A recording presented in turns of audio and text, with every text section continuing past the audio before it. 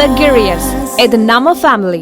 தமிழர்களை கொன்று குவித்ததன் விளைவாக இலங்கை அரசு யாசகம் எடுத்துக் கொண்டிருக்கிறது என திமுக அமைப்பு செயலாளர் RS பாரதி கூறியிருந்த நிலையில் அவர் நாவை அடக்கி ஆக வேண்டும் என்று பாஜக மூத்த தலைவர் பொன் ராதாகிருஷ்ணன் காட்டமாக விமர்சித்திருக்கிறார். இருவரின் பேட்டியையும் தற்போது பார்க்கலாம்.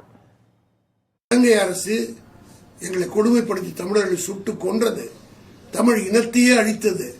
அதனால்தான் இலங்கை இன்றைக்கு பிச்சைக்காரனாக நாடாகி பிச்சை எடுக்க வேண்டிய நிலைக்கு ஸ்ரீலங்கா வந்திருக்கிறது என்று சொன்னால் தமிழர்களிட்ட சாபம். தமிழர்களுக்கு சிந்திய அந்த கண்ணீர் வீண் போகவில்லை. 34,000 கோடி ரூபாய் இங்கே தமிழர்களுக்கு வெள்ள நிவாரண நிதியாக பணம் கேட்டால் கொடுப்பதற்கு முடியாது என்று சொல்லுகிற மோடி அரசும் நிர்மலா சீதாராமனும் இவருடைய ஆட்சியிலே 34,000 கோடி ரூபாய் இலங்கை அரசுக்கு இந்திய அரசினுடைய நிதி உதவி போயிருக்கிறதா? பணம் பல்வேறு வகையிலே அவர்களுக்கு 34,000 கோடி மதிப்புள்ள உதவி செய்திருக்கிறார்களா இல்லையா என்பதை நிதியமைச்சர் பதில் சொல்ல வேண்டும்.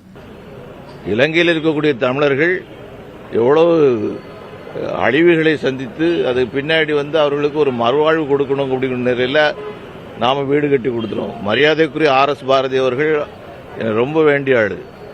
ஆனால் அவருடைய நாவை அடக்கியாக வேண்டும். இதுக்கு முன்னாடி அவர் இதே போல பிச்சை போட்டோம் அப்படின்னு ஒரு சமுதாயத்தை பற்றி பேசினார். இதே போல உள்ள வார்த்தைகள் மன்னிக்க முடியாது. இந்திய தமிழ் மீனவர்களுக்கு நாம் என்ன செய்யணுமோ அதை செய்தாக வேண்டும். இந்திய தமிழர்களுக்கு என்ன செய்யணுமோ அதை செய்தாக வேண்டும். அதே நேரத்தில் இலங்கையில் இருக்கக்கூடிய தமிழர்கள் நம்முடைய ரத்தம், நம்முடைய சொந்தங்கள். இதை மறந்துட்டு நாம செயல்பட்ட காரணத்தினாலதான் ஒரே நாள்ல 1.5 லட்சம் தமிழர்களை கொன்றார்கள்.